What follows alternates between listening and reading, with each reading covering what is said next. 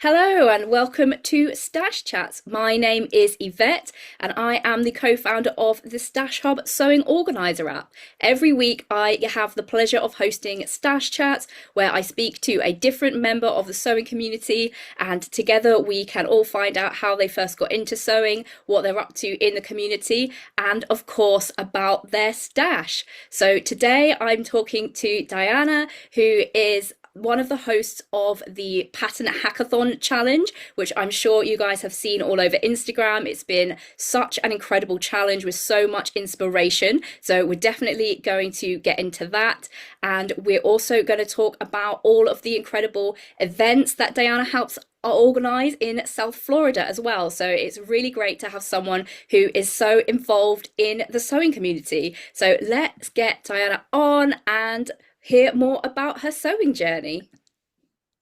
Hi, Hi, good Diana. morning. Thanks. Hi. Thank you, Yvette, for having me. It's good. It's amazing. Thank you so much. Really exciting to have you on Stash Chats. So, do you want to just give us a brief introduction into like who you are and what you do before we get into your sewing journey? Sure. My name is Dayana, and I'm originally from Haiti.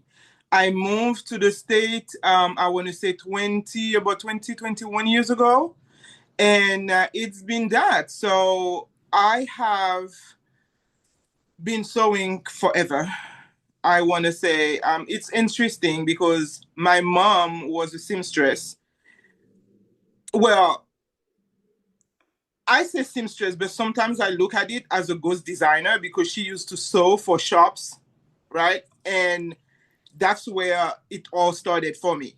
And I've been always so interested into sewing. So I was probably 6 or 7. I used to do straight stitch for her, or she didn't have a serger, but it was all the zigzag stitch.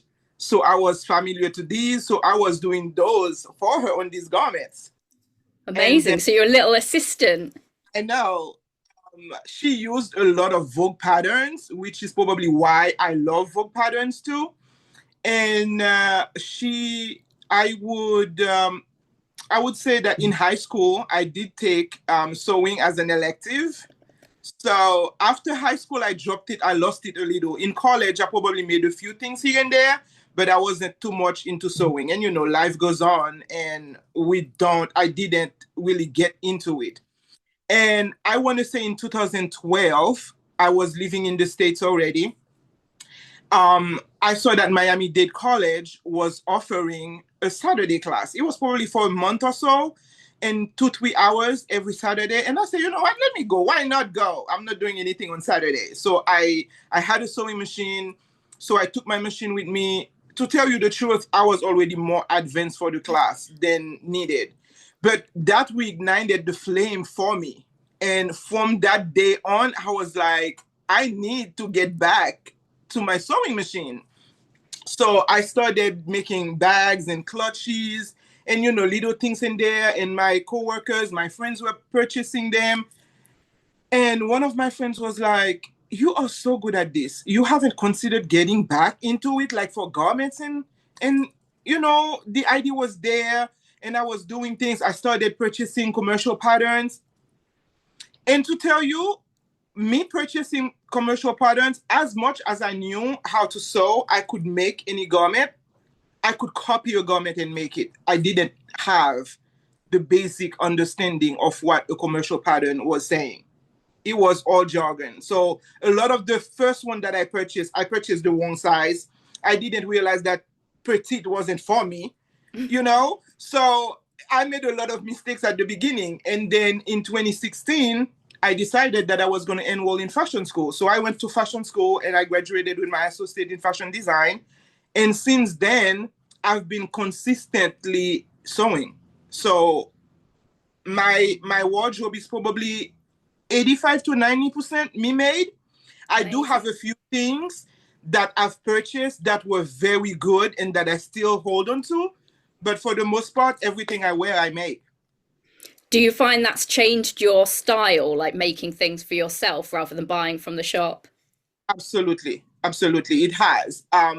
There are a few things that I never liked. I wasn't the dress type. And I realized that I didn't like dresses because they were not flattering, you know? And when you're looking for, let's say you have an event and you're looking for I've always had the specific thing I wanted to wear on in my head, but finding it was a different ball game. Then you settle for, for the one that, yeah, I think that's cute. But I never like dresses. And I'm looking at me now, I make a dress at least every month. And I get into, because I know how to fit it, I know what's flattering, I have a sway back, I know how to make my adjustment. I have a belly, I know what to make to, cover my problematic areas, how I call it. But yes, that has totally changed my vision, because I've always was the pants and top, which I still love separate. I wear pants to work every day. But now I know if I'm going to a brunch, if I'm going to a little party, if I'm going to an event, I can definitely wear a dress, because I can make the one that will fit me and I'll be, very comfortable in. So you find you're like dressing up more now as well. I know. Incredible. So your like sewing journey obviously is inspired by your mum. So was she like, impressed that you were so keen to like take it up and that you carried on with it as well? Yes. Yes. That's amazing. Have you ever made anything for her, or is that too much pressure? Well, no, I didn't even get a chance to. She passed while I was in fashion school, so that didn't even get a chance to happen. We had plans, but the plans didn't come to fruition. But I know she's happy about it. Yeah, for sure. She got to see you like start on that journey at least, and knew Yeah. your intention there. Yes. So when you were at fashion school, did that like help you with learning the like the commercial patterns, or did you do more sort of pattern drafting stuff at fashion school? Both, both. So, one of my teachers, my garment construction teacher, she was very savvy when it comes to everything that has to do with sewing, right? She wasn't the type that would just give us, because the school was very oriented as far, because their idea was like, we are not making seamstress, we are making fashion designers. So they gave her a lot of backlash when it comes to sewing, because they felt as if she was taking, I like to sew, so I was happy that she was taking the time to really give us all the little techniques when it comes to sewing. And she taught pattern drafting, and she taught us how to read a commercial pattern, because she's like, you need both. And what had helped me with that is that I realized that I don't have to start every pattern from scratch while I can, but I can take a commercial pattern and modify it and create what I need. So when I was able to read a commercial pattern, then I understand, your body measurement is completely different than the finished garment measurements, which is where a lot of people have downfall. You can't just look at the body measurement and say, oh, I'm going to go for that. Your garment might be too big or too small. Most of the time, too big. So it took that for me to understand, there's little nuances that you need to know, and they make a huge difference. So once I was able to understand and read a commercial pattern, I was good to go. Yeah, and there's so much like so many options and so much inspiration out there with Yes, patterns as well. yes, definitely. So that skill set of learning about how to use commercial patterns, but also about, pattern drafting and being able to modify ties in really well with like pattern hacking. So is that something that you've always been interested in? Yes, I have. So I like bringing little special touch to my garment. So one thing I really like is piping. And hacking a pattern doesn't mean that you have to make major changes. It can be a little thing simple. It can be adding a trim. It can be adding piping.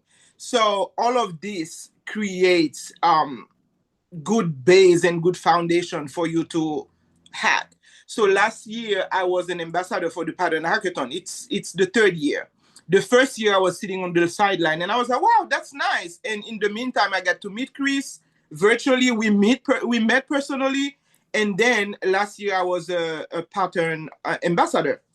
So the pattern that I have, it was a little ambitious, but I executed it because my category was a jumpsuit. I had to take a jumpsuit and hack it.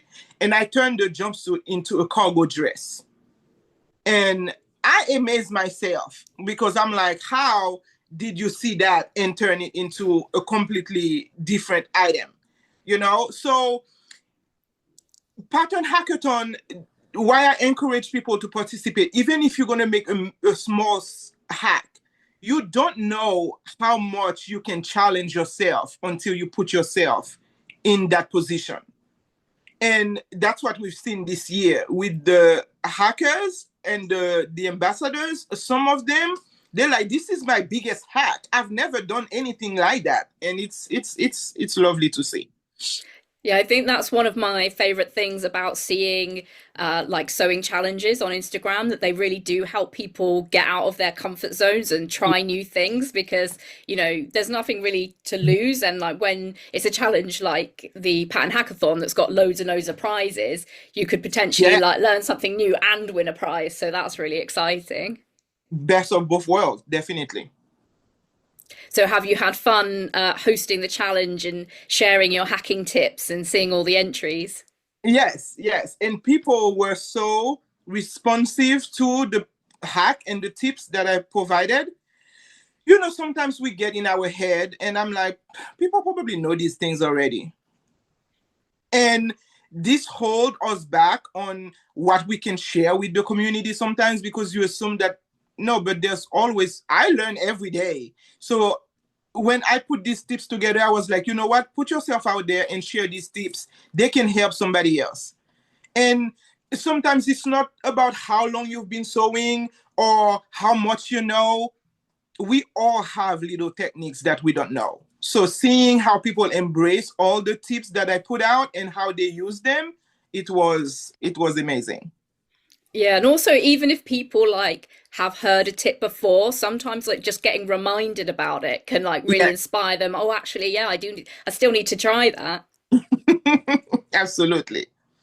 So obviously people can go to your profile to check out your top tips, which I'll put all the links in the description of the YouTube video. Okay. But would you share a couple of your top tips if people are interested in getting into pattern hacking but not sure where to start? Yes, absolutely. So pattern hacking, like I say, it has to remain you, right? So when hacking, keep in mind what is it that I like, because at the end of the day, it has to be something that you are comfortable. And if you know what you like and what your vision is, then it's going to be easier for you to make the hack happen. And start with a simple pattern, right? Maybe I love gathers and I love a flounce, right? So if you take a top and you lengthen it and you add a gather hem, flounce hem at the end, that's a hack because you took a top and you did that. Maybe it was long sleeve and you want it sleeveless. You can do that. You can add ties to your shoulder line and gather it. So simple little hack, but start slowly and test the waters. Don't be afraid. Don't be afraid. Yeah, that's a great encouragement for everyone to get started because I do think some people will think, oh, this whole other world of skills like pattern drafting, but with hacking you can even just like, swap out bits from one pattern to another pattern. Um, Exactly. and it's yeah, not as daunting as it seems. Yeah, and mashing patterns too can be a great pattern hack. So you take one top and one bodice and one skirt or pants from different pattern and you mash them. Color blocking can give you a pattern hack. Unexpected, but people don't think about it. So there's a lot out there. The possibilities are endless when it comes to pattern hacking. Have you got any like pattern hacks that have been entered into the challenge this year that have really surprised you? Well, yes, actually, one of our ambassadors, Danette for All Love, her hack blew my mind because she had all of these little intricate details with pin tucks and she did smocking. It was such a nice hack. I saw a top the other day. What's her handle? She's new to me, so I can't really remember the handle. But she took a simple simplicity top The pattern is made with a cotton voile fabric. It's just a round neck, straight sleeves, and it's a asymmetrical top. She flipped it completely and added a cowl neck that folds over itself and did frill instead of long sleeve. And it's amazing. So Wow. there are so much out there. And I love seeing it because you discover new people, you meet new people, and it's a whole world out there. So we have to get out and see what's happening. So these challenges definitely give us a chance to meet new people, see what other people do. And someone else posted a hack and she made a pocket. And I commented, I have to try that. She used a plate, I think, to make the cutout in the pocket, but it's so clever. And I'm like, wow, this is so nice. So there's so much out there to see. That's why I say we cannot get anything else but gaining good information and learning new things by participating in these challenges. Yeah, it's really exciting to see people try new things that you might not have even considered. I think that's a really exciting part of the sewing community. Absolutely. So, speaking of the sewing community, you've also organised quite a lot of in-person events as well. How did that come about? Yes. So I love the sewing community. So when I find out about Instagram and that there was a whole world of sewing happening, I was like, wow, this is amazing. I'm in South Florida. And till now, I find out that we don't have a huge sewing community. Or South Florida is pretty big, or it's pretty, scarce everywhere, and it's not what I how I would want it to be, right? So at first I started with Sew Flo Connect. Sew Flo Connect, the idea was to bring the sewing community together. And because we all have a common thread, we all like that thing, which is sitting at the machine and sewing and creating beautiful things. And I feel as if when it comes to the community, crafting and creating, we all have that part of our brain that can connect us, right? So Flow Connect, the idea was bring people together. When I hosted the first event, I had guest speakers, which are my people from the sewing community, and they each would take on a topic. It wasn't a big gathering. I think I had 10 or 11 people there, but it was the first event. And I was like, wow, 10 people came. It's nice for a first event. I didn't even know I could do that. So that was the first event that I hosted. And then my co-host Joanna was the one. She was like, we don't have Frocktails here. Would you host Frocktails with me? And I'm like, I'm always for a good party and a good time. So I'm like, of course, let's go for it. And this year was the third year already. And I'm like, it's been 3 years that we've been hosted. So we hosted South Florida Frocktail. Neither Joanna or myself have attended the Frocktail then when we started it. And I'm like, there have to be other people at the sewist out here in South Florida who are doing the same thing. Let's gather everyone and let's do this. So the first year we found out a lot of people flew out of state to come to the Well, event. And I'm like, wow, people actually are excited as much as we are for the event. So the second year, we actually had more people from South Florida attending the event. And I'm like, I'm okay. It was the attendees it was less than the first year, but I'm like, I'm okay because it's South Florida and we're going to grow that community, which is the goal. And this year we had the third year again. It was amazing. People came from out of state and in South Florida, and it was amazing. It was amazing. yeah, the outfits looked so good as well, like so tropical and colourful. This year theme was Havana Nights, which people stayed on theme, and we loved it. So every year we try to bring a theme. Actually, this year theme was from one of our attendees. So we open the floor to our attendees to bring their ideas, and we take it into consideration. But let me tell you, this Havana Night, I love all the event. I've loved all the folktales that we hosted, but for some reason this year was so special. It was so good, and the attendees. So the night before, on Friday night, we had a little pre-folktale meet and greet, And people were so happy that we did that because some people, it was their first Frocktail, and they were like, oh my God, they had to meet people. So at Frocktail Nights, they were not completely lost and didn't know who to gravitate to and who to talk to. So it was great. Amazing. Did you find that you managed to like connect people, that live in a similar area that hadn't met before? Yes, yes, we had that. And we had people who are not even in the same cities or same country who were so excited to meet.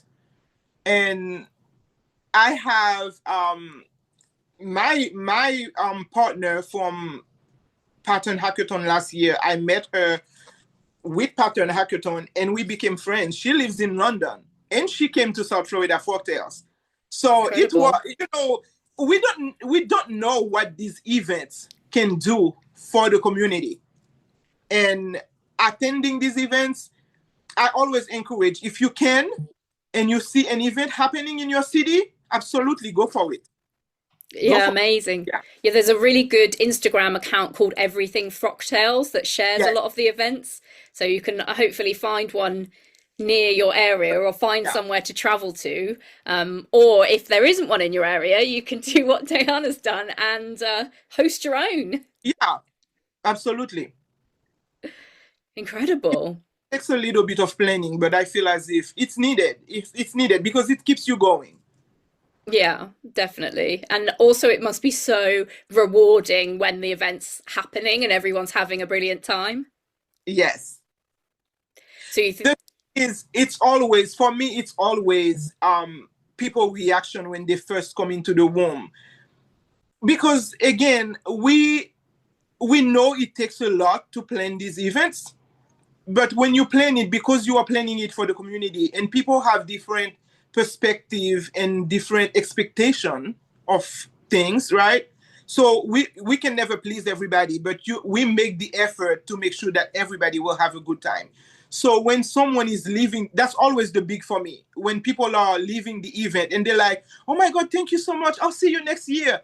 That's the biggest reward for me. Hearing that, "I'll see you next year." So I know they had such a good time that they are already looking forward to being with us next year.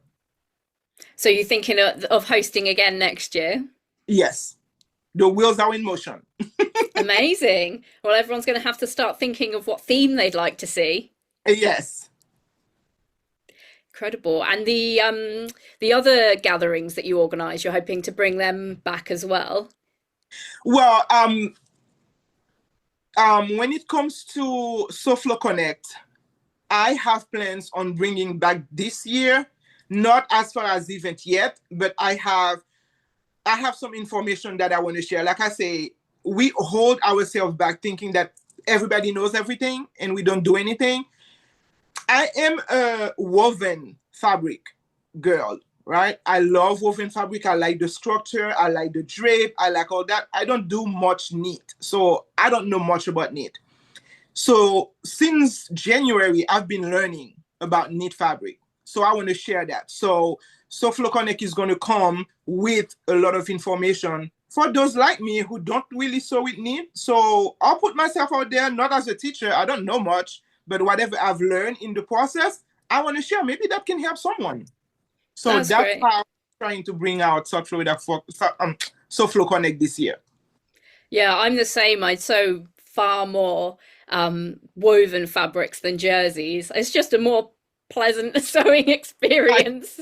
so yeah, yeah, because I feel as if with knit fabric,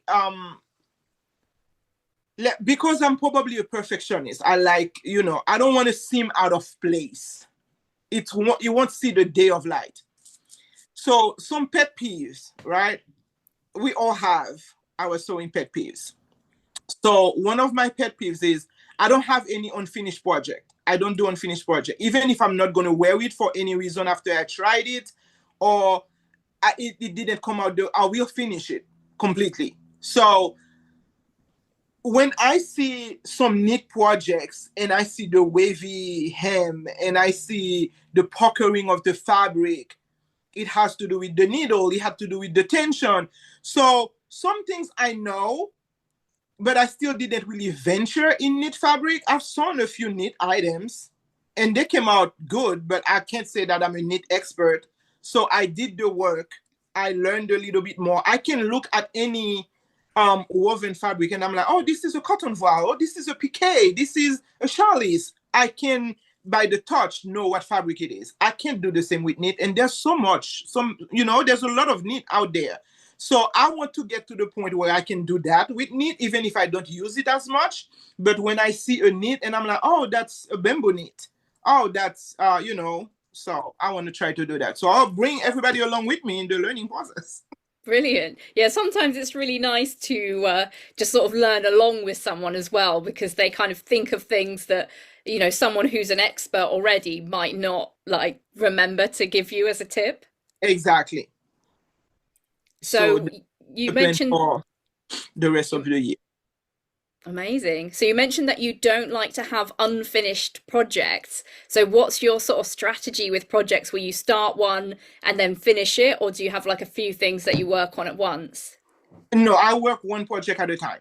So I'm a cut and sew. If I cut it, I'm gonna sew it.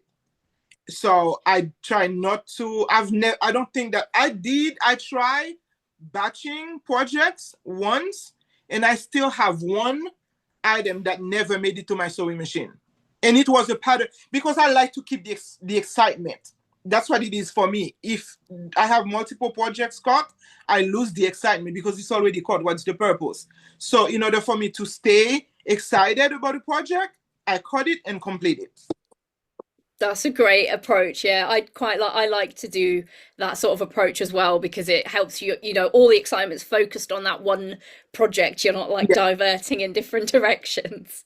And then you get lost and you have projects sitting there and no. Because if I start it, I want to finish it and I want to wear it. Brilliant. When do you tend to do your sewing? Are you like a short bursts, or you have like a whole day set aside that's your sewing day?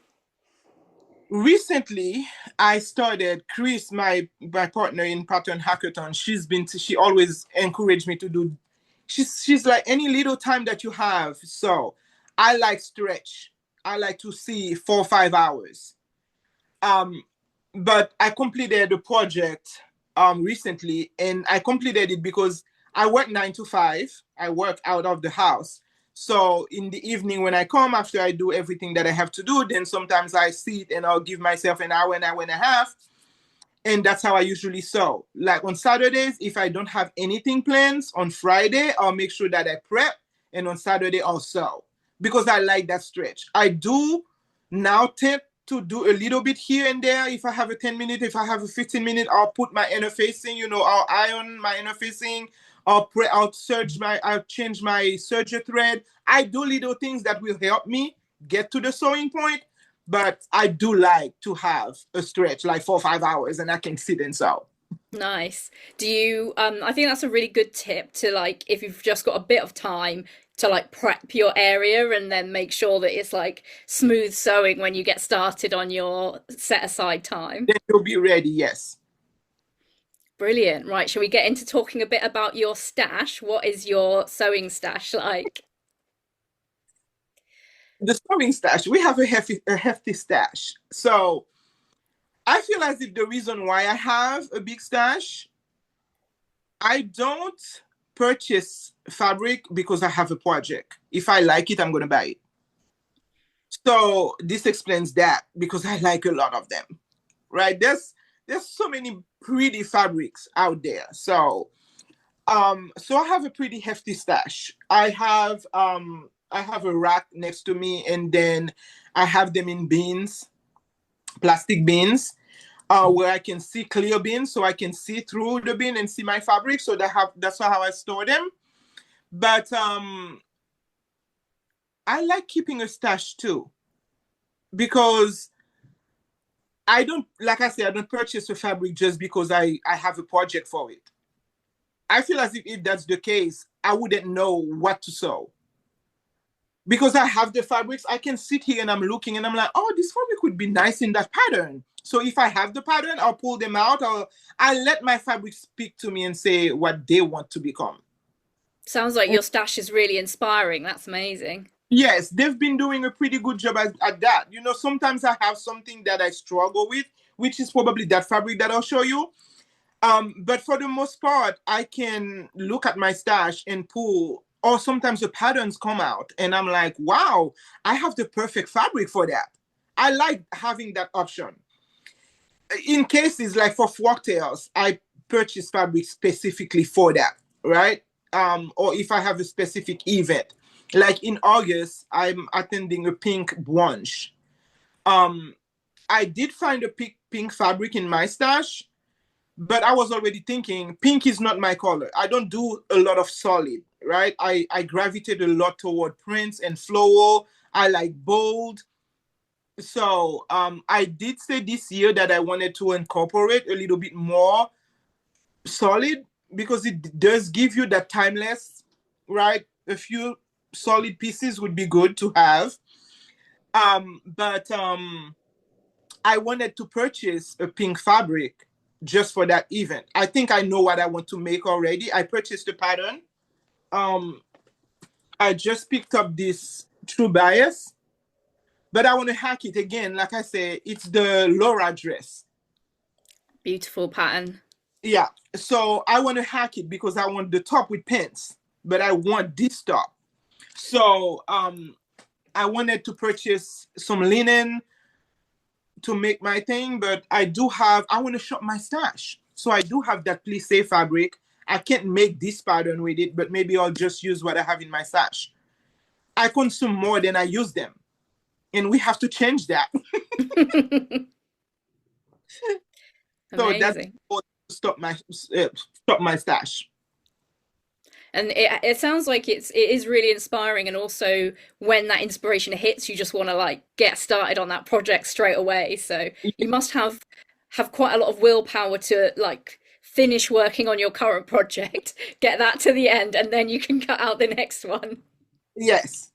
And I sketch too. So sometimes I just think about something and I'll sketch it, or I just finished the project. I probably will take pictures and use it as my pattern hack, right? So I mashed two patterns to make a dress. And oh my God, I like sketching, and I tell people it doesn't have to be perfect, right? It's the goal is to put the idea down, right? You can do straight lines, but if you write little notes next to your lines and you say, here I want inseam pockets, or, I want slanted pockets, or I want an empire waist, just do the lines because the lines will give you, we're not illustrators, so it's not going to be perfect, but the lines will give you guide to know what you want. So I like sketching my ideas, and that takes me exactly where I want to go. When I sketch the idea for the hack I just completed, I was like, wow, it's gonna be so nice. So this is the excitement I want. I don't want to cut that excitement and start something else. So I'm like, I can see it, so I want it completed so I can actually it becomes a tangible item for me. So That's really cool. That's a really good tip. Do you ever like sketch out like an idea, and then when you see it on paper, you think, yeah, I know what pattern actually I'm going to use for that? yes, yes. That's really cool. Right, should we have a nosy at some of your fabrics? Yes, so I pulled a few fabrics. The first one is that fabric that I have not cut into. I purchased that fabric maybe 2018, 2019. Every holiday for Christmas, because it has some pretty colors, I pull it out and I'm like, I'm going to cut it this year. I haven't. So it's this fabric. Oh yeah, I can see why you think about it at holiday times. Yes, it's beautiful. It has the gold specks in it. Um, Sometimes I think because the fabric, it might just be checkers but it speaks for itself, right? So I want something with minimal seams. So I'm thinking pinafore, but I can't get to really decide. Maybe a deep V. I have ideas in my head of what this could be, but I just want it to be the perfect thing. And Mm. it's like it's not a brocade, but it doesn't have any stretch to it. it's super nice. So that's one fabric that I have not been able to cut into for years. Well, let us know your suggestions in the comments if you've got any ideas for that gorgeous fabric. It's like matching the checks as well. You need to have a simple Yes, pattern to minimize exactly. that. Yes, because everything has to line up. So that's that. This fabric I haven't cut into in years. So I hope maybe this holiday we'll do that. And then I have this fabric here that I picked up. I attended Chicago Frocktails last year, and I That's really picked up cool. organza, and the circles on there look like they are embroidered. It's Oh beautiful. yeah. And that one I think I've seen what I wanted. There's that influencer I follow, and she always have these amazing dresses, and she had this mesh dress, and I'm like, wow, I think I have the perfect pattern for, the perfect idea for this fabric. Now I have to find the perfect pattern or hack something to make it. It's a simple dress, but I think that it would be beautiful in this organza.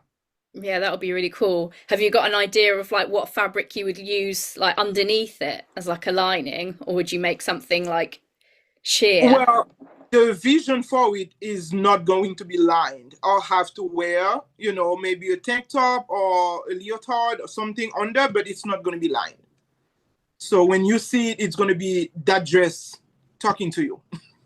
That's really cool. That's exciting. So do you And need an occasion to come up so that you can make that one? well, I'm thinking not even an occasion. My birthday is December. It's December 26th, so it's still around the holidays. So maybe I'll use that and make something for my birthday. It's Yeah, going that to would be be good. so I every year I say I want to create a collection for my birthday. One year I actually did, and I made a four-piece collection. It was a nice process. I enjoyed the process. Maybe this year I want to do that, but if I want to do that, I need to start now. Yeah. Life happen and things happen, and you have to stop. So if I'm going to think about it, I want to start now. I'm turning 50 in December, so I want to, you know, make something grand for my 50th. So let's see. Yeah, make something special. What did you make for your previous birthday collection? I made I made a Vogue skirt. I can't remember the pattern number, but I made a Vogue skirt. It's a big skirt with ruffles. It's a beautiful skirt. The fabric guided the collection. I don't have a piece of the fabric here. I'll share some of the pictures with you. The fabric guided the collection. It's a floral, of course. The font is green with big red flowers. Beautiful. So I used a Nomi pattern for one of the dresses, and I added piping because there's a seam there that I wanted people to actually see that seam. So I added piping to create that focal point. Then I made a corset. I love corsets. I made a corset, and I made a red vest. So the red vest I was able to wear with the skirt, and I can wear it over the dress. So that was a four-piece collection that I made that year for my birthday. That's really nice. And then you've got your birthday vibes every time you wear it again now. You've got Exactly. birthday celebrations. I wore that skirt. I wore the skirt with the vest to an event. It was amazing. I love getting compliments on things that I make. Let me tell you, when people are like, "Oh my God, this is so nice. Where did you get it?" I made it, and they'd be like, "What? You made that?" I sure did. I sure did. I think people need to get behind that more, don't they? Rather than just being like awkward or saying, "Oh yeah, but I did a mistake on this bit," and people are, "Oh okay." Point it out. People don't know what notice. So don't point it out. We all make mistakes. So sometimes you'll have. I know. I'm saying this, but I'm not good at it either. I know.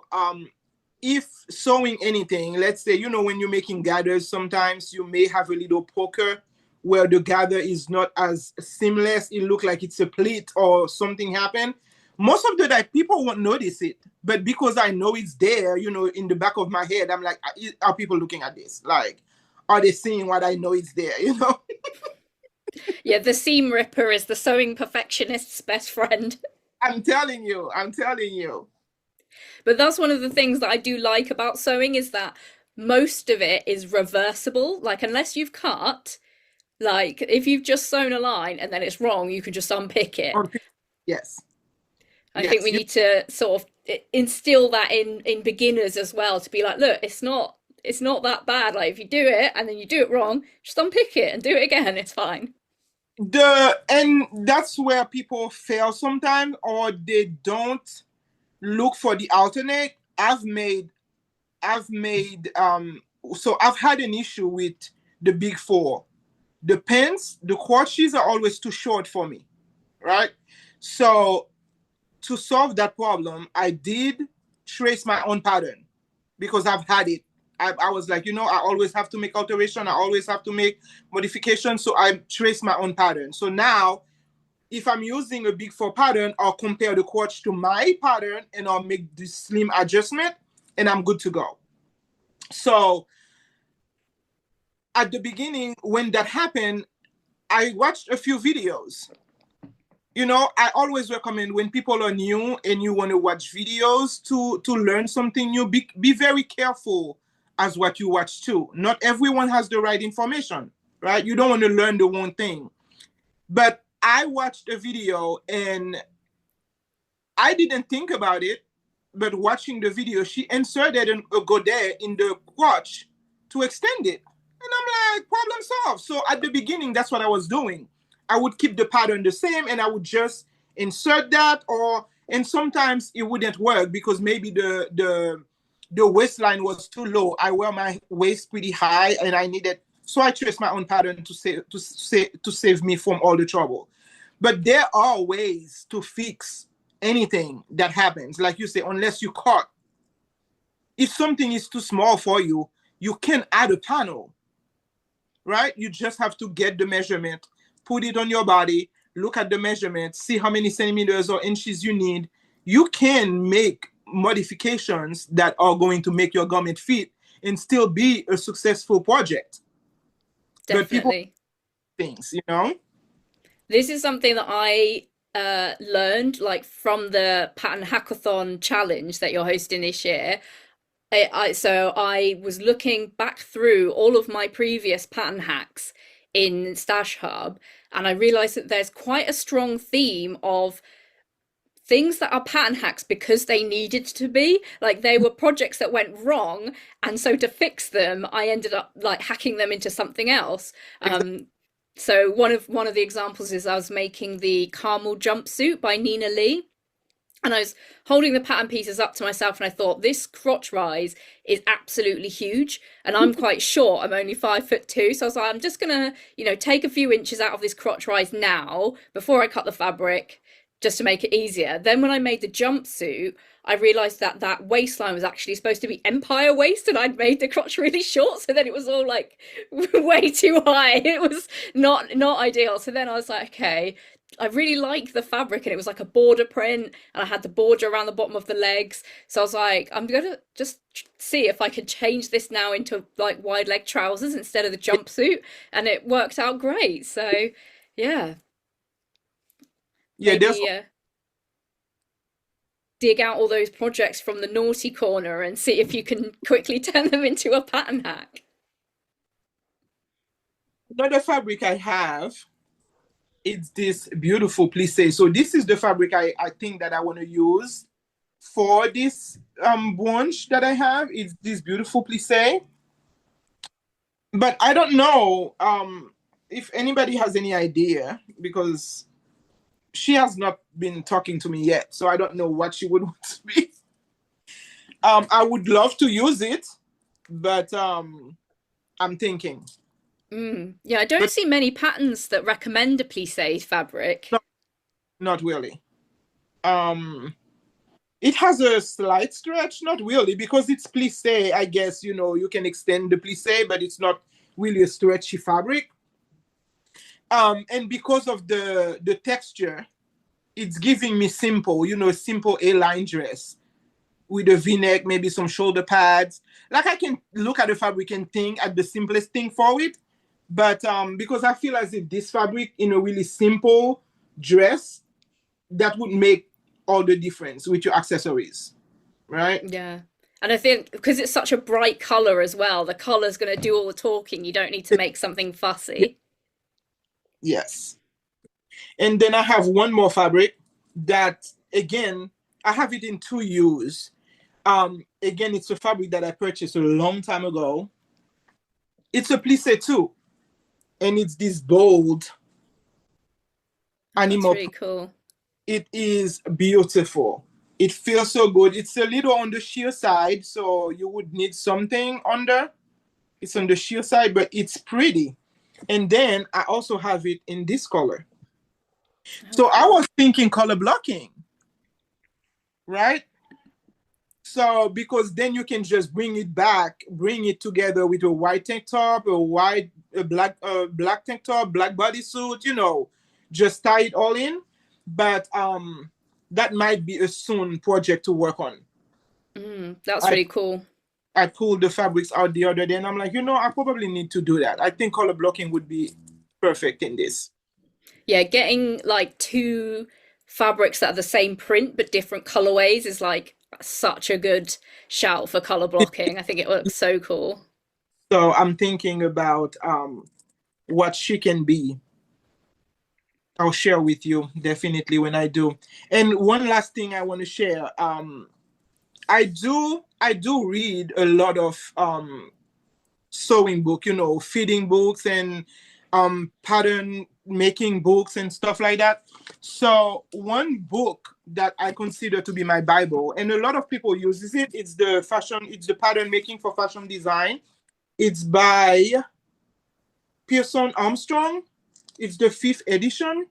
I keep this by me. You see, I have tabs and everything. There is nothing that you want to learn or trace that is not in this book. Everything. So I love a raglan sleeve. Love a raglan sleeve. I have a few patterns with raglan sleeve, but I wanted to know if I want to make my own raglan sleeve, what's the process? It's so easy and it's in this book. So sometimes it's not just about asking the questions or watching someone's video. Do the reading, do the research. It will be, and I feel as if once you understand, because if you read it, at least for me, if I read it and I try it, I remember it. So these things make a world of a difference when you are a creative, right? Because our brain never stop learning. And the best way to learn is by getting the information and getting the right information. Definitely. Was the book one that you originally used when you were doing your fashion design course? Yes, that was one of the school from fashion school. And let me tell you, it was one of the best investments. That's amazing. Yeah, I think as well books can be really helpful because they're planned, like with all of the things that you need to know. And sometimes if you don't know what the name of the thing is that you need to learn, like it's hard to like Google it, for example, if you especially with sort of pattern adjustments and fitting adjustments, you could know, oh, the back fits weird, but you can't just really Google like why does the back fit weird when really the words that you need to know are like sway back Way back. adjustment. But if you like flick through a book to like back fitting, you Yeah, might find it there. yes. So a book is always the magic place where you learn the most. So have you got quite a good collection of sewing books as well? Yes, I do. I have a few pattern fitting books. Like I have one that's um, a shirt fitting, how to make the perfect fitting shirt. I think her name is Susan Zimmerman. She's amazing. So I have her fitting book. Then I have a few fabric manipulation book. This I have not gotten into, but like I say, after the hack that I saw, I want to get into manipulating some fabrics, and I have a couple couture book, as far as the corset, or how to sew lace and all these things. Brilliant. Yeah, there's always so much to learn, I feel like. I feel like you can never be like fully an expert in sewing because there's just so many techniques and different things to try. True. Yeah. And we don't have enough time to learn No. it all. Are there any sewing skills that you haven't tried yet that you really want to learn? Yes, I want to dive into more structural pieces. I'm speaking of jackets, right? I do like a nice blazer, but it's not for the faint of heart. Because if you want it to fit perfectly, then you have to learn. Because when you're looking at a tailor making a jacket, it's a work of art, the way you have to place your and you have to use the perfect interfacing, and you have to use the perfect notions for that. So I want to get into more structural pieces like that. It's the time. Yeah. And sometimes it feels like a whole like different world as well. Like I know it's similar with kind of getting into making lingerie. People are like, oh, but I'll have to get a whole new different set of fabrics and I'll have to get, the wires and the cups and it's like new areas to learn in fitting and all this stuff. So it's just hard to get started because it just feels really different, even Like, if you have got the skills. and I love lingerie, so it's something that I would want to dive into. I just hope that life give us enough time to learn all the things that we want to learn, right? So I would love to get into lingerie. That's another thing that I would love to get, because I feel as if it's amazing to make your own undergarments and to make it well and to enjoy wearing it, so And it will be such like a confidence boost as well because like no one else would even like see it or even know, but you'll just be like, I made this. absolutely. Oh, that's great fun. Is there anything else you want to quickly mention or tell us about before we wrap up this chat? Well, that's about it. I think that we covered quite a lot. I really appreciate it. I enjoyed it. I want to tell people, be you. You can't be anybody else at the end of the day. We are all different for a reason. So just be you. And sometimes people don't take. I feel as if we can all fall into the big worm of just falling into the trend, right? I don't sew trend because I sew what I like and what I know will fit me best. And it takes times for you to learn, but look at it, see what you gravitate toward. It's because nothing is going to make you feel better than wearing what fits you. Yeah, Like a boost of confidence. I feel as if when you wear that piece of garment that fits you well, and it changes the way you go out to the world. People see you happy and they don't know why. I look cute, that's why. You know? So it makes a difference. So wear the fabric that you like, wear the colors that you like. Don't fall into, oh, this color doesn't fit you. If you like it, it fits you. Right? definitely.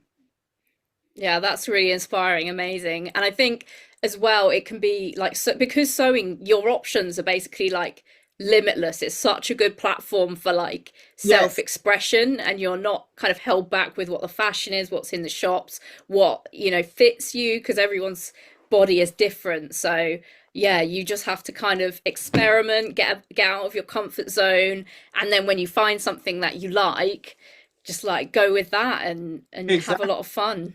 Yeah. And enjoy the process, enjoy the process. Definitely. Oh, that's really good. Well, I had such fun talking to you, Diana. Thank And Yeah, I'm going to put all the links in the description so that people can check out everything that you've been working on. Head over to your Instagram page and yeah, follow along on the Frocktails page and the Sew Flo Yeah. page as well to see what's happening there. Yeah, so thank you so much for joining us. Thank you for having me. It was amazing. Thank you. Oh, such good fun. And yeah, everyone, I'll be back next week with more live episodes. So thanks for joining. And don't forget to like and subscribe and leave us a comment. Bye. Bye.